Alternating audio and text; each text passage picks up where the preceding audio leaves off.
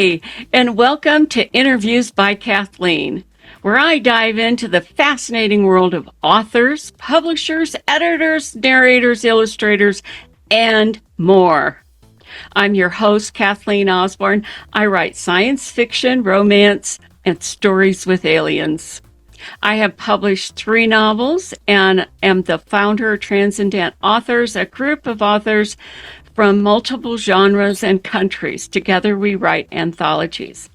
I am so excited to introduce you to a young friend of mine, and her name is Dalea Faulkner. Hi. Hello, where I'm from. Now, we didn't meet here, though, did we? No. Where did we meet? Oh my goodness. Long ago in a town in Southern California called Hemet. Yes. And you became a transplant before I did, right? Yeah, I think so. I have kind of a funny story about moving to the mountains up here because we kind of ping-ponged for a while in between California, Arizona, and Colorado. So I think the first time we moved out here was, I want to say 2014. Okay. So you were kind of the ground cutting. How did you discover Sholo? So it's actually kind of a fun story. My grandparents on my dad's side, they had actually come out here to visit and like go fishing and camping and stuff many, many moons ago. And so when my parents were looking for a new place to relocate, they were like, well, let's check this place out. So they came out here and looked at it. And then before they moved out here, we actually moved onto their property for a little bit. And it was just such a fun experience, like getting to know the White Mountains just by being bloop, dropped into it. Well, that's kind of what happened with us. We discovered it traveling to Oklahoma. Oh, that's so cool. Fell in love with it. Now, I want to ask you, because you told me that it was after moving here, you started writing seriously. But when did you start writing? How old were you? Oh my gosh. So I started writing when I was a little girl. As soon as I could write, if I could make a letter, I was writing. And I remember taking just pieces of, computer paper, like folding them in half, and then of course getting like a nice colored construction paper on the outside, stapling it together, and then I would write the story and I would also illustrate the pictures in the books. And I remember telling stories all the time, not telling stories, but I was always very much in my own world, an Alice, if you will, a world of my own. And when I was in college, once I, took the step out of high school and I'm going through college, I thought I was going to be majoring in theater and dance. And I had actually done the majority of my undergrad for theater and dance. This is funny because I actually have never told this story before. And before I went to transfer to Cal State San Bernardino, I changed my major to English. Yeah. So when I went to Cal State, I got my degree in creative writing there. But I just kind of was like, oh yeah, I did the whole college thing. It's fine. And I was still write, but it was more of a hobby, something or an outlet where I could pour into. And then around 2018, my mom was like, hey, I know you really want to write a book and I know you want to she wanted to make a movie. And she's like, I really want you to write a script. So in that period, once I had that extra little bit of encouragement from my mom, that's really when I was like, okay, I'm going to take my writing seriously for a minute and we'll see what happens. We'll just see what happens. So would you say that, who would you say was the most inspirational in your life? I would go ahead and say that would be my papa, my grandpa. And he when I was 10 years old, there was an issue during one of his surgeries, and it made him die twice, and he woke up blind. So from 10 years old and on, my grandfather was an incredible example of resilience to me in how he navigated the world with a bum hip. His leg was shorter than it was, but he went into surgery, so he was, walking different. And he told me that he was still reading books. He was a huge reader. And so he introduced me to the audiobook, of course. And it was really inspiring watching him learn Braille. He mostly preferred listening to audiobooks because, let's be real, you can read those much faster, right? And so it was very inspiring to me to see him continue this world of storytelling and enjoying stories to the extent he did up until when he died, which was when I was in high school. I was a senior. So I would say my grandfather probably had the biggest inspiration and influence in my reading and writing world, because he showed me that it doesn't matter who you are or what's up against you, like stories are healing and they make a difference. Oh, I believe that. Why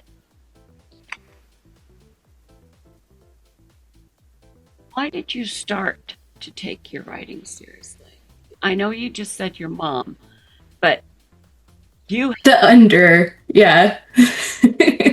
So I wanted to leave something behind. And there's a line that I actually included in #BlessTheMovie where Jesse says, I want to leave something behind. I want to make a difference. And so that's very much what I want to do, not just for,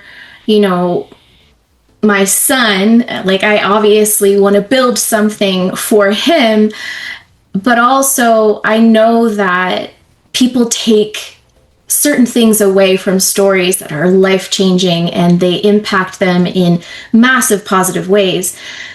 And I also know now that I feel a little bit more confident saying I do have a way of doing that. There is a way that I do that with my stories and my words. And I realize, like, okay, now is the time. I have an opportunity. So why not take my writing seriously and see, where that leads and who I can impact? Because if I can make a difference for one person, I know that I've done the thing, because one person is amazing. Amazing.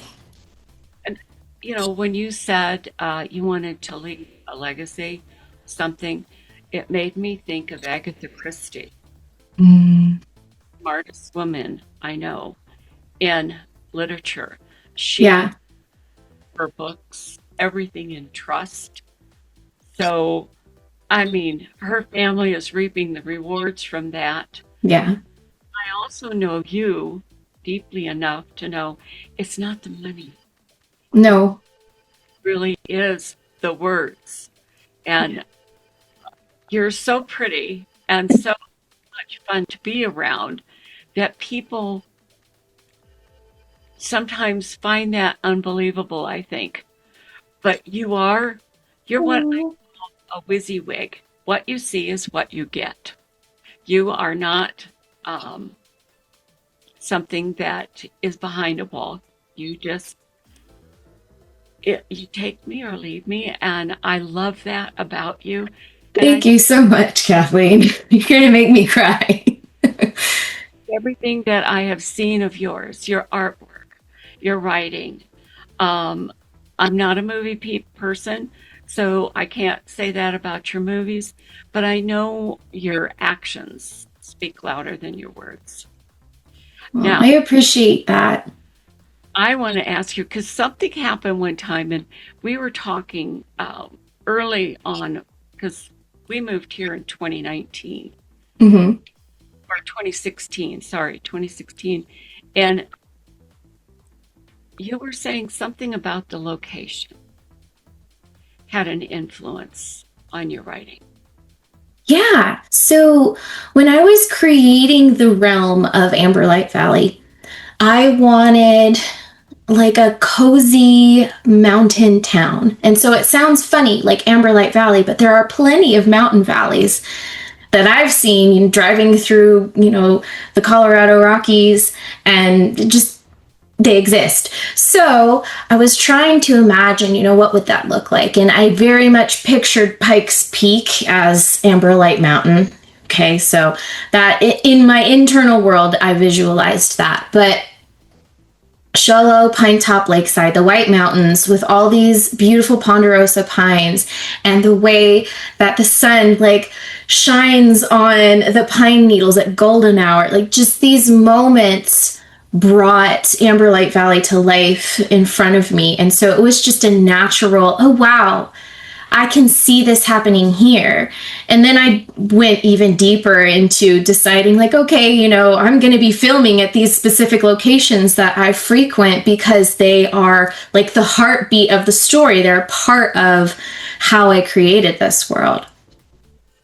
Now tell us a little bit about Amberlight Valley, because you've got a trilogy going, right? Yes, so I have a completed trilogy, and I'm working on the next trilogy, which is going to be a little different. We can get into that later. But Amberlight Valley, it's a magical, mystical place where wonderful things happen in unexpected ways. So, you can imagine a very much a Hallmarky type feel, very cozy, very warm. It's very Gilmore Girls, okay? Kind of Stars Hollow vibes. But at the same time, you have that extra little bit of magic where maybe a coincidence happens and you're like, did I manifest that? Or is this just a coincidence? But there's also the magic-y magic that a select few also experience in Amberlight Valley.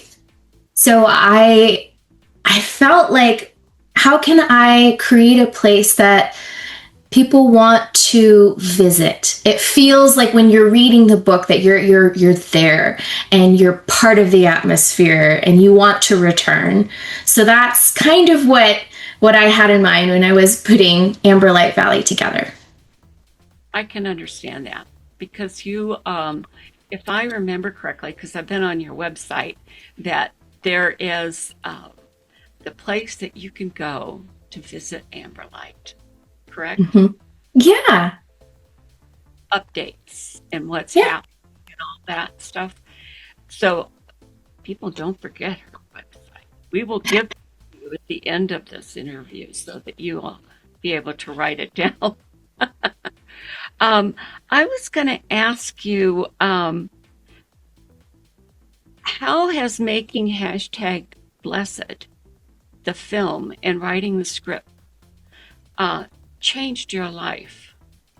Oh my gosh, in so many ways. So there's the personal, the business, and then the writer side, which, why would that be separate? But I'll start with the writer side and work my way that way. So as a writer, creating a screenplay is so different than writing a book. And I have a philosophy about that where, as an author, you have a blank canvas, right? You got your paintbrush and you're painting the picture with your words as you write the book. And you have 100% creative control over what the image looks like. Well, when you are writing a screenplay, you have the same canvas. You start with the same blank canvas, but you hand paintbrushes to everybody in your crew, everybody in your cast. So therefore, the writer needs to leave more white space, literally in the script and, literally, visually, metaphorically on our canvas. And we all paint the picture together. But also, as far as screenplays changing how I write, I have found that I am writing even more cinematically with my stories. There's more coming to life on the page because filmmaking has changed how I see the characters interacting, and that's been wonderful. As far as #Blessed changing things in my business world, I feel a lot more confident as a filmmaker, having already, written and then filmed a feature I was not a director on #Blessed. However, I did have a lot of involvement with my director. So, I was very much behind the camera and watching every shot. So, #Blessed kind of initiated me into the filmmaking world, even though I grew up acting in Hollywood as a child. I felt very much like #Blessed was my initiation as a filmmaker, and so that's been incredible. And as far as my personal life goes, the very first screening we had of #Blessed was a very emotional moment for me because I didn't realize how large of an impact it was going to make. The Q&As at the end of a screening, the audience has so many opportunities to ask me questions, and I love to leave audiences with, if you feel like there's somebody on your heart that you need to reach out to right now because of this film, or if you yourself, you feel like you need to ask for help, like now is the time. And I had so many people, more than one person, and you know how I feel about one person making a difference for them. They came up to me and said, I'm going to go to therapy now, or I just called my sister and I haven't talked to her in forever so I could check on her. And so those things, that has made all the difference in my personal life, knowing that this little story that I wrote and got together with this group of people, we filmed it, it made a difference. And so I'm very grateful for how #Blessed has changed my life. I can see from before and after. What do you have planned for your trilogy? So my current published trilogy, the Amberlight Valley Series trilogy, which includes The Christmas Witch, Lost in Time, and The Secrets of Starlight Lake. It's a YA fantasy series. I am currently finishing up filming the first book. And yeah, we have plans to film books 2 and 3 as well. So I'm going to be very busy for the next few years. I think so. But you mentioned another trilogy coming. Yes, so I am a multi-genre writer. I love to just, whatever the story is, that's what I'm going to tell. And so the next genre I'm leaning into, which is very much aligned with #Blessed, is a cozy romance. And the first book in the Lantern Trail trilogy is called Love at the Lantern Trail. I'm going to keep the other titles secret for now, but I'm very excited to explore this story and this couple and share how they're growing. They are both artists at heart, and we all know how we love to push away our favorite things for a very long time until we realize, oh, this is what actually lights me up. Yes.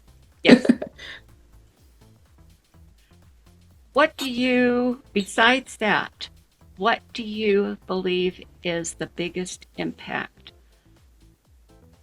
The actual writing, the technicality or whatever you want to call it, of it, or the filmmaking? Oh my goodness. That's a hard one. It's a really hard one because they're so different, and yet to me they also feel like two faces of the same coin. As far as reading goes, you could argue that you reach a much larger audience with books because people can read them on their own time, right? It's not a community sport. You don't have to read with a bunch of people. And, you can go as fast or slow as you want. But then on the other hand, with the film, you can impact more people with one moment in time, if that makes sense. So I would say they're both incredibly powerful ways to tell stories. And I find that the filmmaking has helped my writing grow stronger and deepen the imagery that I put into my content. So if anything, I feel like the filmmaking has just made me a better, more conscious writer. I think you're right. There are great teachers that say, study filmmaking, study script writing, and that will improve your book writing. So I think you're right on track on that. Thank you. Welcome. I know that you've been a producer, Mm-hmm. a writer, but you were a director part of it too, weren't you? Yeah, so this is so funny because I fought for the longest time. I was like, I am not directing. No, no, mom, no, ma'am, this is not happening. I was so scared and so terrified to let the readers down, to let my cast, my crew down. And I very much wanted to be the best that I could be. And so initially I was like, there's no way I'm going to direct a movie. You guys are crazy. We should not, don't even consider me. But every person that I spoke with, they said, hey, you should direct this. And I'm like, what are you guys talking about? So after I remembered I did actually direct a couple plays in high school, which I had completely brain dumped. Totally forgot about. Shout out to Hemet High, Ron and Diana Murray. I love you. So once I remembered I actually directed before, it was like, okay, I could probably do this. And now I'm beyond grateful that I said yes to directing. I am having a blast, and there's really nothing like it. It's a very strange thing to be doing because I don't know how people perceive what directing is like. I don't know, what everybody has kind of in mind about what that is. It's very much a lot of people asking me questions all day long, rapid fire, pivoting on a dime because, well, this isn't going to work, or let's just keep doing this because we don't need this angle, or whatever the thing is, or oh my goodness, we need to change the outfit, or where's the prop, all of the little details that make a film, feel real.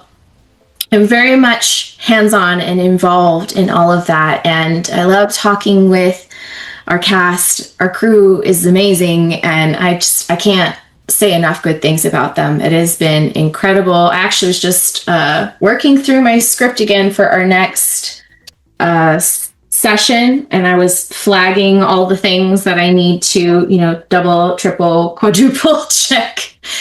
And it's so different than anything really that I've ever done, and yet very much the same as running an event. Good at that, you and your mom. Because, Thank you.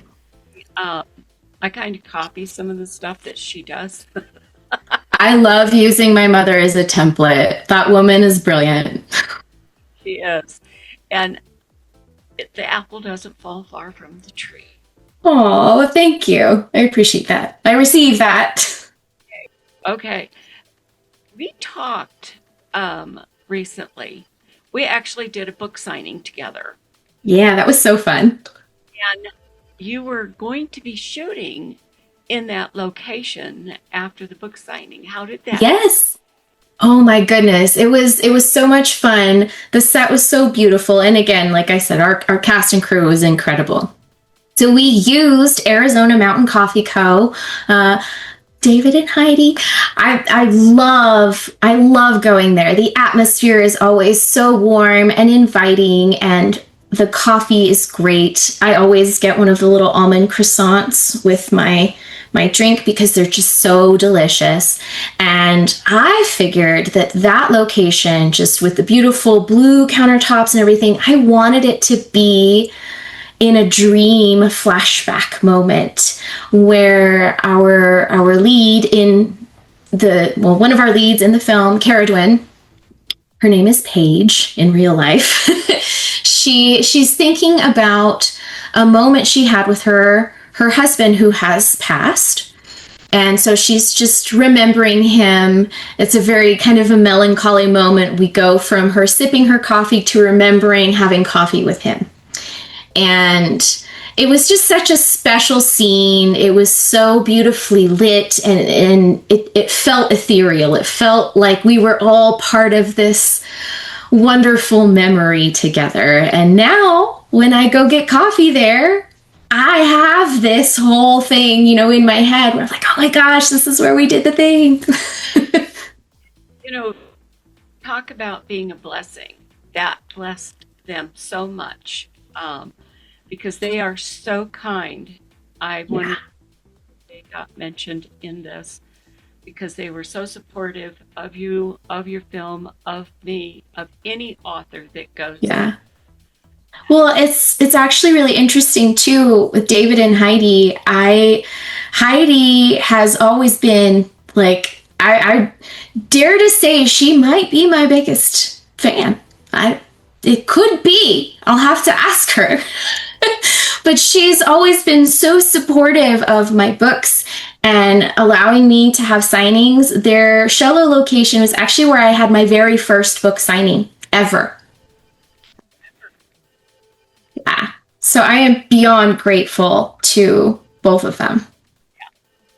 And that's what I think is so wonderful. It's that you don't just say it, you display it. Oh. That's what all of us should do. When somebody allows an author to come in and display and doesn't charge a dime, that is incredible. And I think that you seeing the possibility there was something that is unique to you. You have a vivid imagination. Well, of course, any author should have a vivid imagination. Yeah. But I think that you have a knack. Thank you. Yeah. I want to see. There was another question I had. And where did I?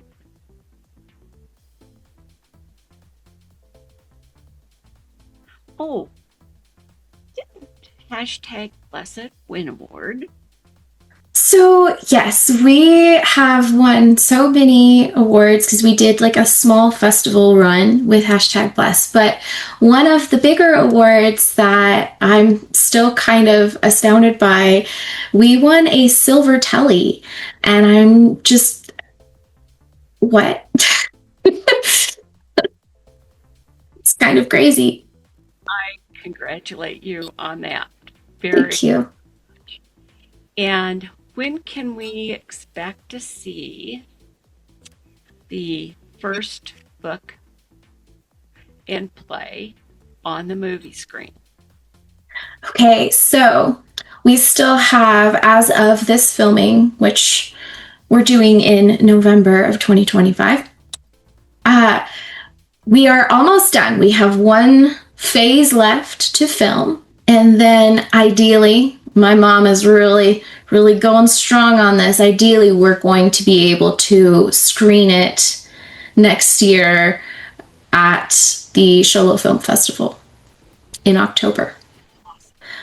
But the film already has distribution. The Christmas Witch already has distribution. And so it's just a matter of us finishing the film, and then our distributor will get it to several different channels, and we will absolutely be putting that out there. It will be on my website. As soon as you can watch The Christmas Witch, you'll be able to, and just click it and then boom, you're there. What do you have? Where can somebody buy your books?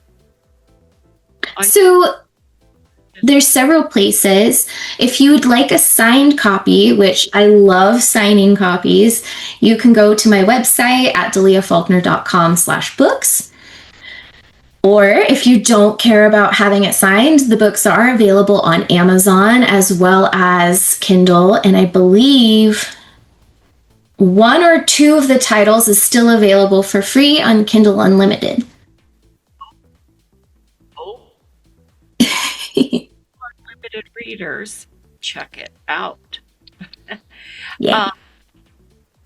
I am so excited to have talked with you and had this time with you and been able Likewise. to share this with so many other people. And I want to thank you again for being you. Oh. Thank you, Kathleen. I'm so honored to be here and to be your friend and to grow alongside you and soar into this world of authorship and magic. And it is magic. Writing is magic. I don't care if it's a book, if it's a movie, a script, A poem. on stage, it doesn't matter. Words are magic. They can create, they can grow, they can become. Yes. Own those words. Yeah. Yeah. Don't ever let, my father once told me, the only thing that stands in the way of your success is you. It's true. Smart man. Because he took the words of people that said he could do. He didn't take the words of people who said, you can't do something like that. Yeah. Positive words and build on them. And that's what you did. Thank you. Now, don't forget to check out the slides at the end, everybody. They will include the information on how to contact her, where her books are, how to get to Amberlight Valley on her website, and get all the updates and get to know her, because she shows you who she really is on there. Again, Dalea, thank you so much for joining us, and we will have this on the air within 24 hours. Thank you, Kathleen. Thanks, everyone.